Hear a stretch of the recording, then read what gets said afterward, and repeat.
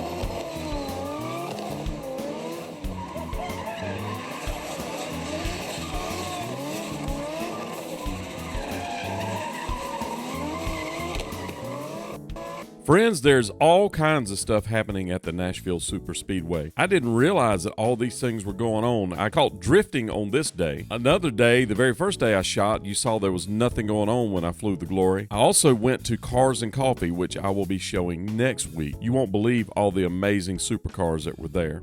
So check out NashvilleSuperSpeedway.com.